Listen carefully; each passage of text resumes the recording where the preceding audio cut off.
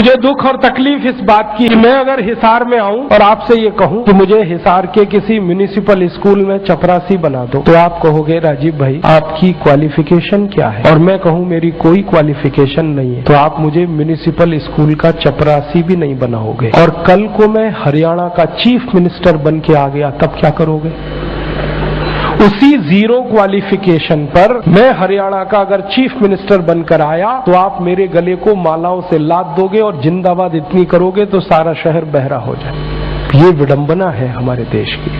जिस व्यक्ति को मिनिमम क्वालिफिकेशन के आधार पर किसी स्कूल का चपरासी नहीं बनाया जा सकता, वो व्यक्ति मुख्यमंत्री हो सकता है, राज्यपाल हो सकता है, प्रधानमंत्री हो सकता है, राष्ट्रपति हो सकता है। विडंबना इस देश की पता है क्या है? जिस व्यक्ति ने जिंदगी में कभी खेत में हल नहीं जोता वो कृषि मंत्री। सालों साल इस देश में शिक्षा मंत्री ऐसे लोग रहे जो कभी स्कूल नहीं गए पढ़ने के लिए। मैं बस नाम नहीं ले रहा हूं, बाकी आपको सब पता है। इस देश में एक व्यक्ति ने जिंदगी में कभी चाय की दुकान नहीं चलाई, वो देश का वर्षों वर्षों वाणिज्य मंत्री रहा जिसने दुकान नहीं चलाई कभी।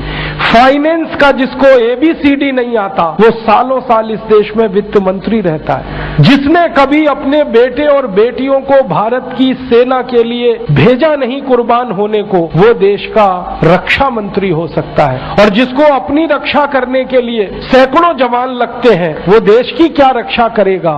सोचो आप। जिस व्यक्ति को जिंदगी में कभी विज्ञान और तकनीकी का अंतर पता नहीं है वो साइंस और टेक्नोलॉजी का मंत्री हो सकता है, और जिसको इनमें से कुछ भी पता नहीं है वो प्रधानमंत्री हो सकता है। इससे ये विडंबना है हमारे देश की।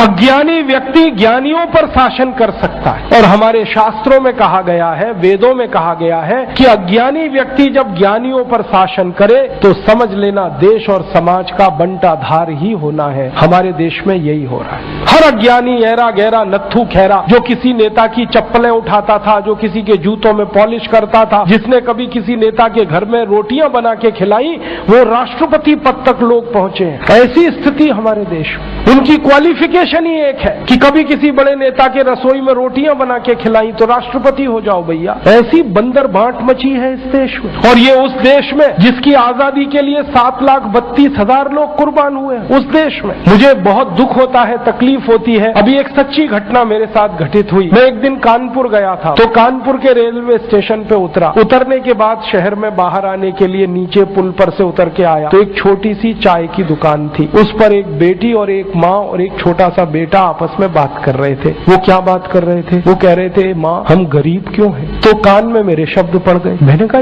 ये इस तरह का प्रश्न कोई अपनी माँ से पूछे तो मुझे लगा ये कोई साधारण लोग नहीं है, कुछ तो इनमें असाधारणपन है। चल के पूछा जाए कौन लोग हैं, परिचय लिया जाए। तो मैं गया उस दुकान पे, मैंने पूछा आप लोग कौन है? तो उन्होंने कहा कि हम तात्या टोपे के परिवार के लोग।